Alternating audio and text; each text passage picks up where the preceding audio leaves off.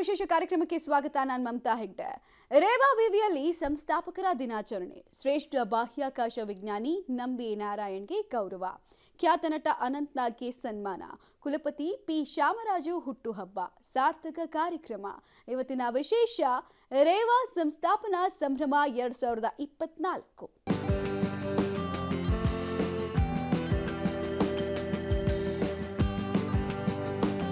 Rewa university ರಾಜ್ಯದಲ್ಲಿ ಗುಣಮಟ್ಟ ಹಾಗೂ ಶೈಕ್ಷಣಿಕ ಕ್ರಾಂತಿ ಉಂಟು ಮಾಡಿದ ವಿದ್ಯಾಸಂಸ್ಥೆ. ಪ್ರತಿ ವರ್ಷದಂತೆ ಈ ವರ್ಷ ಕೂಡ ವಿವಿಧ ಕ್ಷೇತ್ರಗಳಲ್ಲಿ ಸಾಧನೆಗೈದ ಸಾಧಕರನ್ನ ಗುರುತಿಸಿ ಸನ್ಮಾನಿಸಿ ಗೌರವಿಸಲಾಯಿತು. ಈ ಬಾರಿಯ ಸಕ್ಸಸ್ ಫೌಂಡರ್ಸ್ ಡೇ 2024ರ ಸ್ಪೆಷಲ್ ಹೇಗಿತ್ತು ಅಂತ ಬನ್ನಿ ನೋಡ್ಕೊಂಡು ಬರೋಣ.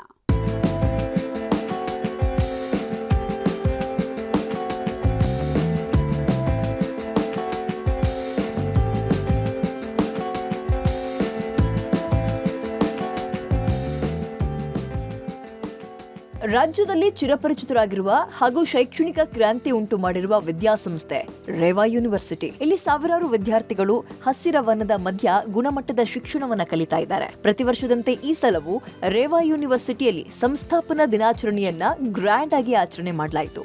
Rewa university persistently strives for academic excellence, innovation and overall development of an individual. Where learning is a journey and possibilities are limitless. Welcome to Ravva University, a sanctuary of knowledge and innovation. Nestled amidst nature's embrace, our campus is not just a physical space. It's a vibrant ecosystem where dreams take root and flourish. At Ravva University, education transcends textbooks. It's an immersive experience where students don't just absorb knowledge, they actively participate in shaping it. Our dedicated faculty members are more than educators. They are mentors guiding students on a journey of intellectual exploration and personal growth. Diversity is our strength. Here, a tapestry of cultures converges, creating a dynamic community where different perspectives are celebrated, fostering a rich learning environment. Reva's impact extends beyond the classroom. Initiatives like Jagruti, Abhivruddhi and Vana Mahotsava community outreach program reflect our commitment to social responsibility, proving that education is a catalyst for positive change. A leader with a profound vision, Dr. P. Sh. has dedicated himself to shaping not just an institution, but a legacy of excellence. Under your dynamic leadership, ನೂರಾರು ವಿದ್ಯಾರ್ಥಿಗಳು, ಪೋಷಕರು, ಸಿಬ್ಬಂದಿಗಳು ತುಂಬಿರುವಂತಹ ಕ್ಯಾಂಪಸ್ನ ಕುವೆಂಪು ಆಡಿಟೋರಿಯಂನಲ್ಲಿ ಈ ಕಾರ್ಯಕ್ರಮ ನಡೆಯಿತು. ಬಾಹ್ಯಾಕಾಶ ಕ್ಷೇತ್ರ, ಕನ್ನಡ ಚಲನಚಿತ್ರರಂಗ ಹಾಗೂ ನಿರೂಪಣೆಯಲ್ಲಿ ಸಾಧನೆ ಮಾಡಿದ ಸಾಧಕರನ್ನ ಗೌರವಿಸಿ ಸನ್ಮಾನಿಸಲಾಯಿತು.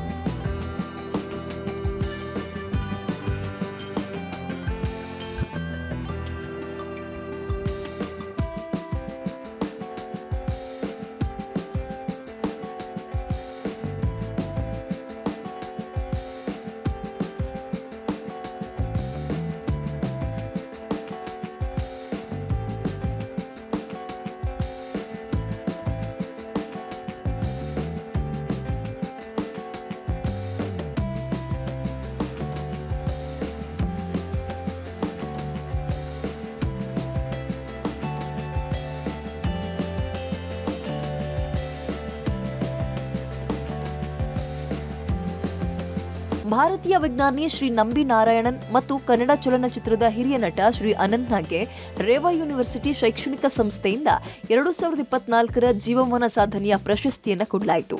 ನಟಿ ಹಾಗೂ ನಿರೂಪಕಿ ಅನುಶ್ರೀಗೆ ಎಕ್ಸಲೆನ್ಸ್ ಅವಾರ್ಡ್ ಕೊಟ್ಟು ಗೌರವಿಸಲಾಯಿತು.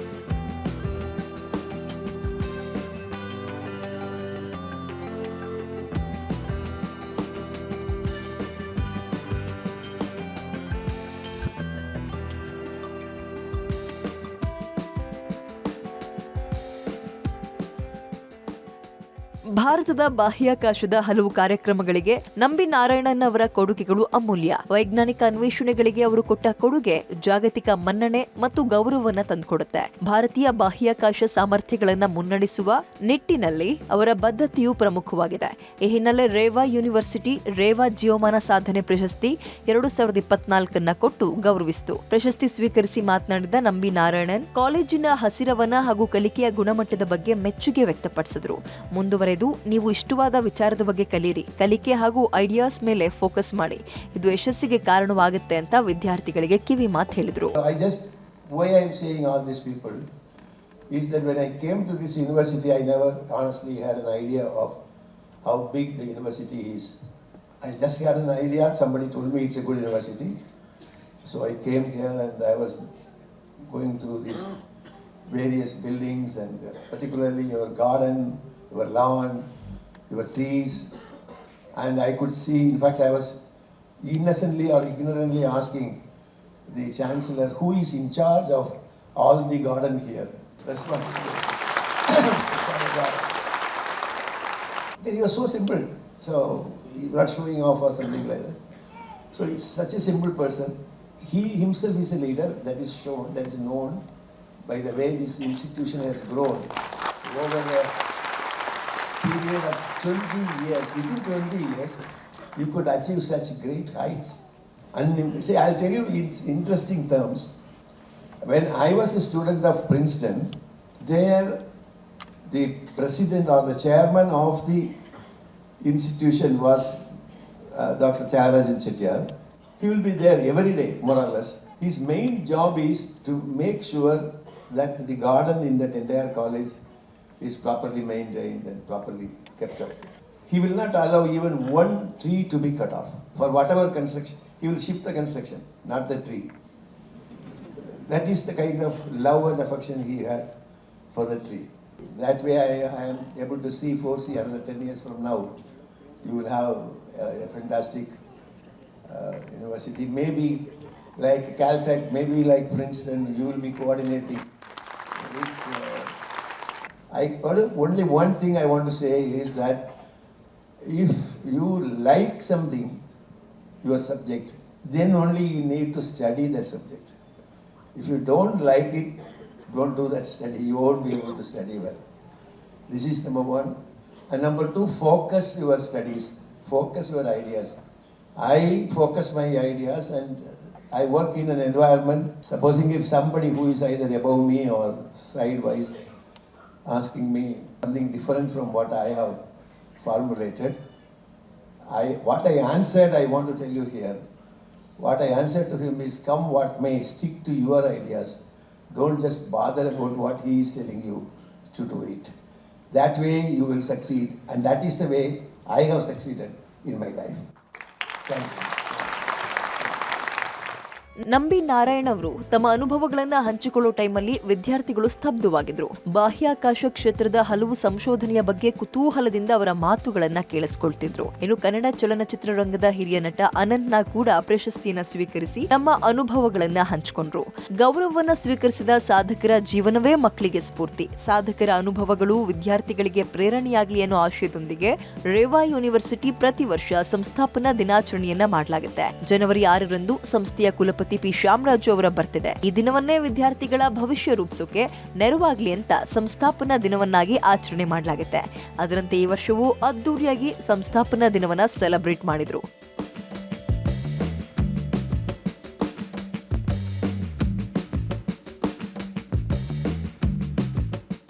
ಪ್ರತಿ ವರ್ಷ ಸಂಸ್ಥಾಪನಾ ದಿನಾಚರಣೆಯ ಈ ಸಂಭ್ರಮದಲ್ಲಿ ಸಾಧಕರ ಬದುಕಿನ ವಿವಿಧ ಆಯಾಮಗಳು ಹಾಗೂ ಅವರ ಪರಿಶ್ರಮ, ನಾಡಿಗೆ ಅವರ ಕೊಡುಗೆಯ ಬಗ್ಗೆ ಅರಿತ ವಿದ್ಯಾರ್ಥಿಗಳು ಉತ್ತಮ ನಾಯಕತ್ವದ ಗುಣಗಳನ್ನ ರೂಢಿಸಿಕೊಳ್ತಾ ಇದ್ದಾರೆ.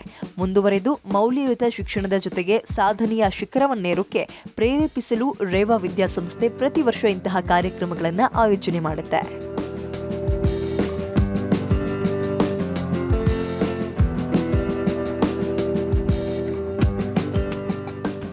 ಹುಟ್ಟುಹಬ್ಬದಂದು ತಾನೇ ಸನ್ಮಾನ ಪ್ರಶಸ್ತಿ ಪಡೆಯುವ ಈ ಕಾಲಘಟ್ಟದಲ್ಲಿ ಪಿ ಶ್ಯಾಮರಾಜು ಅವರು ಸಾಧಕರನ್ನ ಹುಡುಕಿ ಸನ್ಮಾನಿಸಿ ಪ್ರಶಸ್ತಿ ನೀಡ್ತಾ ಇರೋದು ಅವರ ಹೃದಯ ಶ್ರೀಮಂತಿಕೆ. ಹೀಗೆ ಪ್ರತಿ ವರ್ಷವೂ ವಿವಿಧ ಕ್ಷೇತ್ರಗಳ ಸಾಧಕರನ್ನ ಗುರುತಿಸಿ ಜೀವಮಾನದ ಪ್ರಶಸ್ತಿ ಕೊಟ್ಟು ಮತ್ತಷ್ಟು ಜವಾಬ್ದಾರಿಯನ್ನ ಹೆಚ್ಚಿಸ್ತಾ ಇದ್ದಾರೆ. ಈ ಬಾರಿ ನಟ ಅನಂತ್ ನಾಗ್, ನಿರೂಪಕಿ ಅನುಶ್ರೀಗೂ ಪ್ರಶಸ್ತಿ ನೀಡಿ ಗೌರವಿಸಲಾಯಿತು. ನೂರಾರು ವಿದ್ಯಾರ್ಥಿಗಳು, ಪೋಷಕರು, ಯೂನಿವರ್ಸಿಟಿಯ ಸಿಬ್ಬಂದಿಗಳ ಸಮ್ಮುಖದಲ್ಲಿ ಕನ್ನಡದ ಹಿರಿಯ ನಟ ಅನಂತ್ ನಾಗ್ಗೆ ಜೀವಮಾನದ ಶ್ರೇಷ್ಠ ಸಾಧನೆಗಾಗಿ ಪ್ರಶಸ್ತಿ ಕೊಟ್ಟು ಗೌರವಿಸಿದ್ರೆ, ನಟಿ ಹಾಗೂ ನಿರೂಪಕಿ ಅನುಶ್ರೀಗೆ ಎಕ್ಸಲೆನ್ಸ್ ಪ್ರಶಸ್ತಿಯನ್ನ ಕೊಡಲಾಯಿತು. ಈ ವೇಳೆ ಚಪ್ಪಾಳೆಯ ಸುರಿಮಳೆನೆ ಅಲ್ಲಿ ಸುರಿಯಲಾಯಿತು.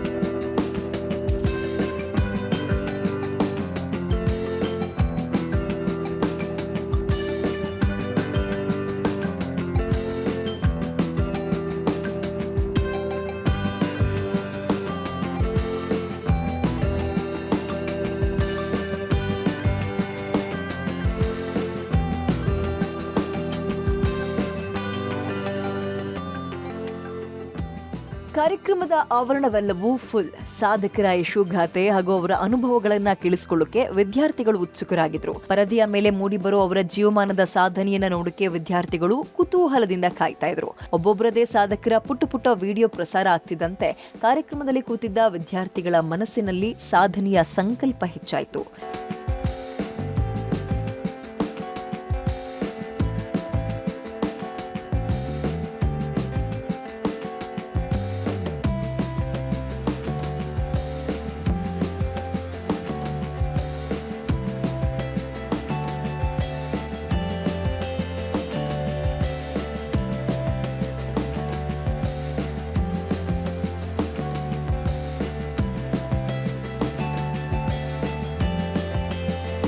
ಬಹುಭಾಷಾ ಹಾಗೂ ಕನ್ನಡದ ಹಿರಿಯ ಖ್ಯಾತ ನಟ ಅನಂತ್ನಾಗ್ಗೆ ರೇವಾ ವಿವಿಯಿಂದ 2024ರ ಜೀವಮಾನದ ಪ್ರಶಸ್ತಿಯನ್ನ ಕೊಟ್ಟು ಗೌರವಿಸಲಾಯಿತು. 300ಕ್ಕೂ ಹೆಚ್ಚು ಪಾತ್ರ ಮಾಡುವ ಜೊತೆಗೆ ಸಾಹಿತ್ಯ, ರಾಜಕೀಯದಲ್ಲೂ ಸಾಧನೆ ಮಾಡಿರುವ ಅನಂತ್ ತಮ್ಮ ದೀರ್ಘಕಾಲದ ಅನುಭವಗಳನ್ನ ಕಾರ್ಯಕ್ರಮದಲ್ಲಿ ಹಂಚಿಕೊಂಡ್ರು. ಶಾಸಕ, ಮಂತ್ರಿಯಾಗಿದ್ದಾಗ ತಮ್ಮ ಮೇಲಿನ ಜವಾಬ್ದಾರಿ ಹಾಗೂ ಕಾರ್ಯಕ್ಷಮತೆ ಹೇಗಿತ್ತು ಹಾಗೂ ಆ ಕಾಲಘಟ್ಟದಲ್ಲಿ ಅಭಿವೃದ್ಧಿಯ ಸಂಕಲ್ಪಕ್ಕೆ ಸಹಕಾರಿಯಾಗಿದ್ದ ಅವತ್ತಿನ IPS ಅಧಿಕಾರಿ, ಇಂಜಿನಿಯರ್ ಅನ್ನ ನೆನಪಿಸಿಕೊಂಡ್ರು. ಇನ್ನು ಪ್ರಶಸ್ತಿ ಸ್ವೀಕರಿಸಿ ಮಾತನಾಡಿದ ಅನಂತ್ನಾಗ್ ಕ್ಯಾಂಪಸ್ನ ಸೌಂದರ್ಯ ಹಾಗೂ ಹಚ್ಚ ಹಸಿರ ವಾತಾವರಣಕ್ಕೆ ಮನಸೋತು ವಿವಿಯ ಬಗ್ಗೆ ಪ್ರಶಂಸೆಯ ಮಾತುಗಳನ್ನಾಡಿದ್ರು. ನಾನು ರಾಜಕಾರಣದಲ್ಲಿ ಯಾವ ರೀತಿ ಆಸ್ಥೆ ಹೊಂದವನು. ನಾನು MLC ಆದೆ, ಒಂದು ನಮ್ಮ ಜನತಾ ಪರಿವಾರ ಕೆಲಸ ಮಾಡಿದೆ, MLA ಆದೆ, ಮಂತ್ರಿ ಆದೆ. ನಮ್ಮ ಮುಖ್ಯಮಂತ್ರಿಗಳು ಆಗ ನನಗೆ ಈ ಬೆಂಗಳೂರು ಪೋರ್ಟ್ಫೋಲಿಯೋ ಕೊಟ್ಟಿದ್ದರು. ಎಲ್ಲ ಲಾರಿಗಳು ಬೆಂಗಳೂರು ಮೂಲಕ ಹಾದೋಗು. ಇಲ್ಲೇ ಬೆಳಿಗ್ಗೆ ಎಷ್ಟೋ ಪ್ರತಿ ದಿವಸ ಆಕ್ಸಿಡೆಂಟ್ಸ್. ಆ ಸಂದರ್ಭದಲ್ಲಿ ನನಗೆ ನನ್ನ ಹತ್ರ ಒಂದು ಅತ್ಯಂತ ರವೀಂದ್ರ ಅಂತ IAS ಆಫೀಸರ್, ಅವರಿಗೆ ಬೆಂಗಳೂರಿನ ಬಗ್ಗೆ, ಇನ್ಫ್ರಾಸ್ಟ್ರಕ್ಚರ್ ಬಗ್ಗೆ, ಬೆಂಗಳೂರಿನ ಬೆಳವಣಿಗೆ ಬಗ್ಗೆ ಮೊದಲಿಂದ ಬಹಳ ಆಸ್ತಿ. ನಮ್ಮ ಮುಖ್ಯಮಂತ್ರಿಗಳು ಆಗ ನನಗೆ ಈ ಬೆಂಗಳೂರು ಪೋರ್ಟ್ಫೋಲಿಯೋ ಕೊಟ್ಟಿದ್ದರು. ಭಾಳ ಆಯಿತು ಸರ್. ಆವಾಗ ಇನ್ನೂ ರಿಂಗ್ ರೋಡ್ಸ್ ಇವೆಲ್ಲ ಆಗಬೇಕಾಗಿತ್ತಷ್ಟೇ. ಆ ಸಂದರ್ಭದಲ್ಲಿ ನನಗೆ ಶ್ಯಾಮರಾಜ್ ಅವರು ಭೇಟಿ, ಅವರು ಇಬ್ಬರೂ ಸೇರಿ ಏನು ಮಾಡಿದರು. ನಾನು ಶ್ಯಾಮರಾಜ್ ಭೇಟಿಯಾದಾಗಿ ಶ್ಯಾಮರಾಜ್ ಅವರೇ ಏನಾದರೂ ಮಾಡಿಸಿದ್ದೆ, don't worry, just let me do the work. ನಾನು ಅಲ್ಲಿ ಹೋಗಿ ಹಾಗಾಗಿ ದೂರದಿಂದ ನೋಡ್ತಿದ್ದೆ, ಮಾಡಿಸಿದ್ದೆ. ಶ್ಯಾಮರಾಜ್ ಅವರನ್ನು 24 crores ಮಾಡಿ ಮುಗಿಸಿದ್ರು 6 ತಿಂಗಳಲ್ಲಿ. ಅಂತ ಶ್ಯಾಮರಾಜ್ ಅವರು ನಿಮಗೆ ಚಾನ್ಸಲರ್ ಆಗಿ ಸಿಕ್ಕಿದ್ದಾರೆ.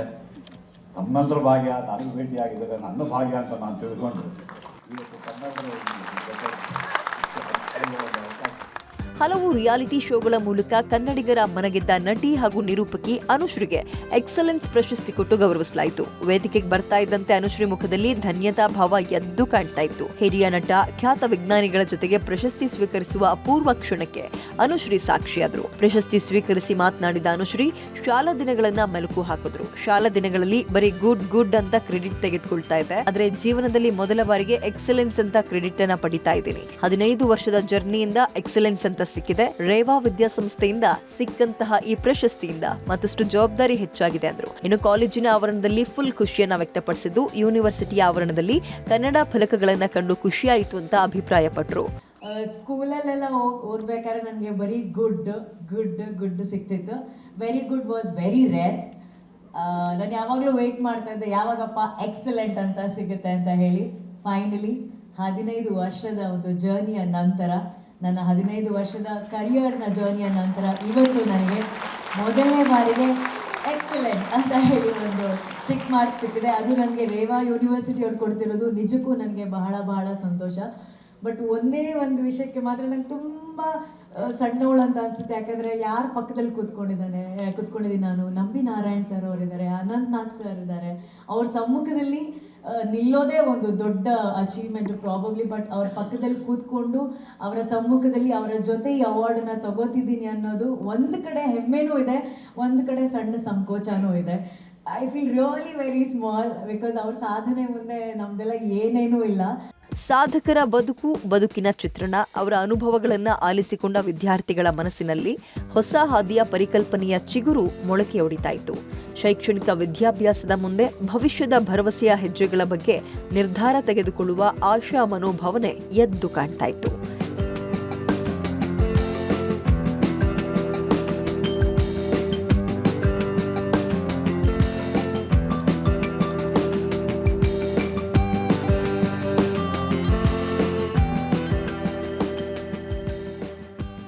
ಹೀಗೆ ರೇವಾ ಎಂಬ ವಿದ್ಯಾದೇಗುಲದಲ್ಲಿ ಮಕ್ಕಳಿಗೆ ಕಲಿಕೆಯ ಜೊತೆಗೆ ಮೌಲ್ಯಾಧಾರಿತ ಬದುಕು, ನಾಯಕತ್ವದ ಗುಣಗಳನ್ನು ಬೆಳೆಸುವ ಸಂಸ್ಥಾಪನಾ ದಿನದ ಮಹತ್ವವೇ ಉತ್ತುಂಗ.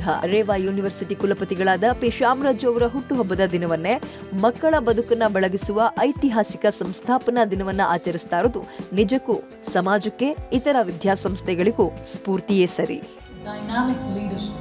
Reva University has achieved milestones that set new benchmarks in education, from innovative programs to cutting-edge research. Your mission has propelled Reva University to great heights. ವಿಸ್ತಾರವಾದ ಕ್ಯಾಂಪಸ್, ಉತ್ತಮ ಶಿಕ್ಷಣ ವ್ಯವಸ್ಥೆ, ಗುಣಮಟ್ಟದ ಮೂಲಭೂತ ಸೌಕರ್ಯಗಳಿಂದ ಹೆಸರುವಾಸಿಯಾಗಿರುವಂತಹ ವಿದ್ಯಾಸಂಸ್ಥೆ ರೇವಾ.